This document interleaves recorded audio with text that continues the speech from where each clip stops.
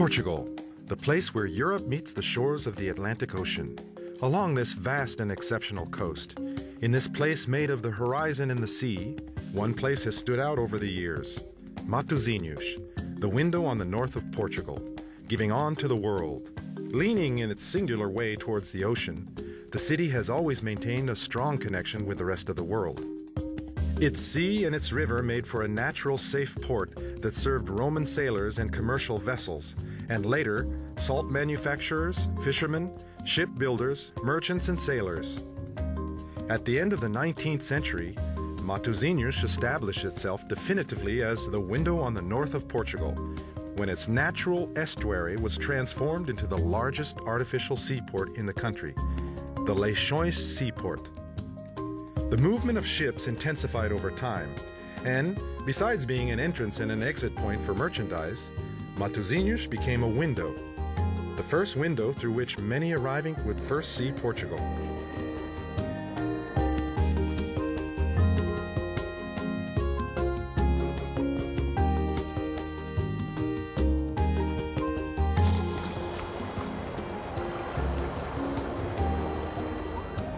There are many historical and architectural reasons for taking a look through this window. For example, there is the Church of Matosinhos, which possesses one of the most beautiful Baroque gold leaf ceilings of the 18th century. There is also the oldest life-size crucifix in Portugal, the Bom Jesus de Matosinhos, dating from the 13th century. It is the inspiration for one of the biggest religious festivals in the country. Among many other monuments within the district, it is worth noting the Lessa de Balio Monastery, one of the first Gothic constructions in Portugal, dating back to the beginning of the 14th century. The obelisk of the Praia da Memoria that marks the location where, in 1832, the Liberation Army landed and then removed the monarchy from power. The Quinta de Santiago, which was transformed into a museum that portrays the aristocratic and artistic life of citizens at the end of the 19th century. The Titans, monuments from the 19th century, unique in the world. Giant cranes that, through steam-generated power, built the piers of the Laois Seaport. But the monuments of Matosinhos are also contemporary buildings. The Constantino Neri Theater, which was recently transformed into a modern theater for staging shows in the greater Porto area, is an example of this.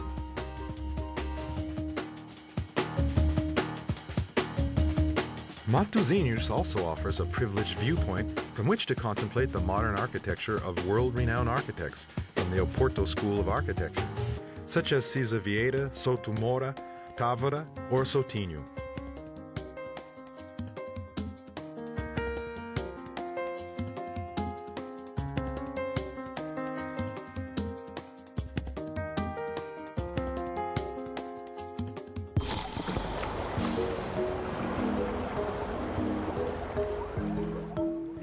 The physical relationship that Matosinhos has with the sea is witnessed in its long and inviting pedestrian zones along the coastline that people from the region have become accustomed to exploring.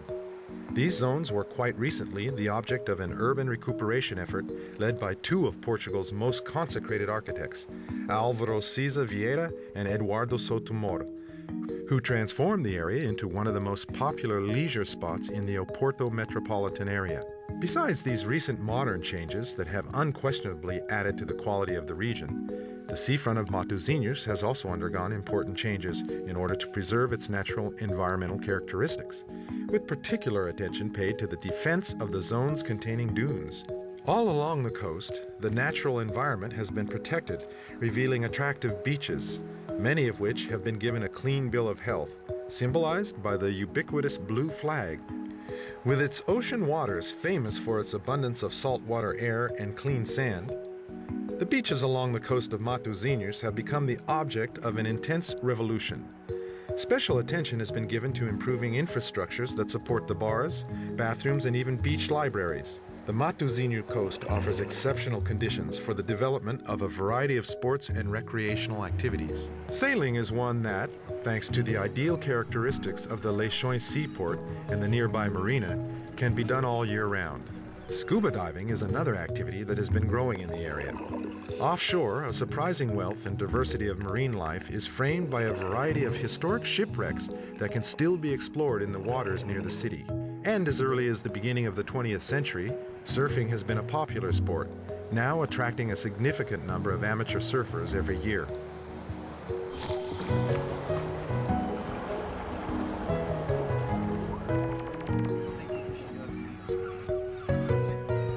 Matosinhos is also a window through which we see with pride a past with traditions that continued to distinguish this district.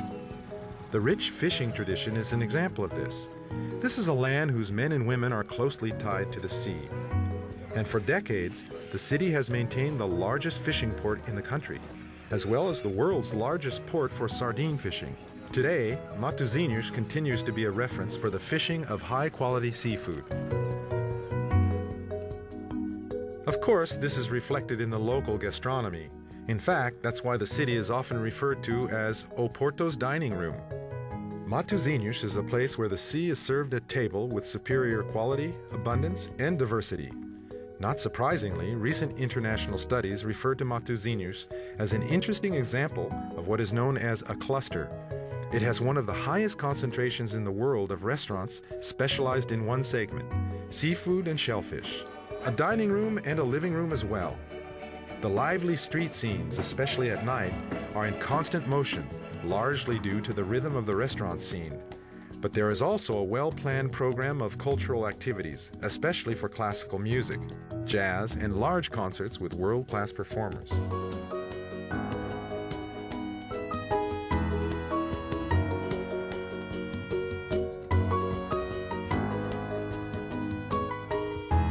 The international impact of cultural activity in Matosinhos extends to other fields, as is the case of the LEV, International Congress of Travel Literature.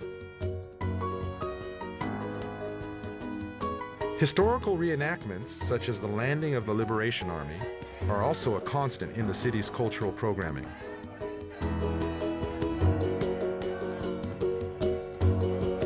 In particular, there is the Medieval Festival, held in the historic Les de Balio Monastery, which recounts its role as a resting place for pilgrims passing on the road to Santiago.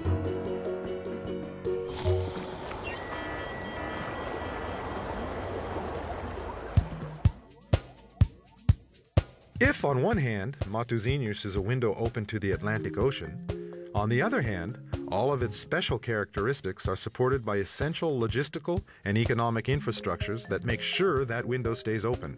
Such is the case with the Laois Seaport, the country's second largest maritime port, which has a key position in the northeast Iberian Peninsula. Equipped with the most modern machinery in its sector, it is ready to respond to the biggest challenges of naval commerce and transport. It is also one of the principal exits for Portuguese exports. With some 5 kilometers of landing docks, 55 hectares of flatlands, and 120 hectares of water area, Laois moves 15 million tons of merchandise each year, giving it a privileged position in the system of European seaports. Besides mercantile crews, there are also thousands of visitors that come through the port in giant cruise ships or in simple sailing vessels. For both types of travelers, the Laois Seaport assures exceptional conditions to welcome them to its marina, as well as a new passenger station that is under construction. Contributing to the seaport's successful growth has been the development of a modern road system and motorways that link Matosinhos with the north of Portugal and Europe. This is also why there is, in nearby Freixeiro, the Terminal Tier, a gigantic transport terminal for international lorries that links up with the Laois Seaport and the principal customs services in the north of Portugal.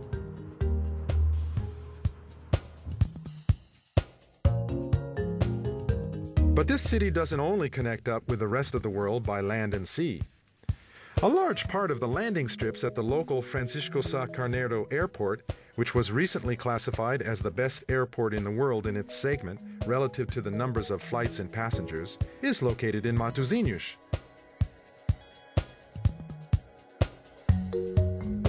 The Oporto subway system also affords excellent accessibility to Matosinhos and easy transit within the district itself.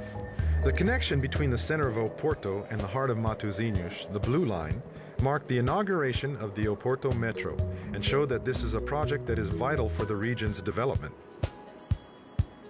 All of these transportation nodes and constant movement make Matosinhos a window that anyone would like to look through.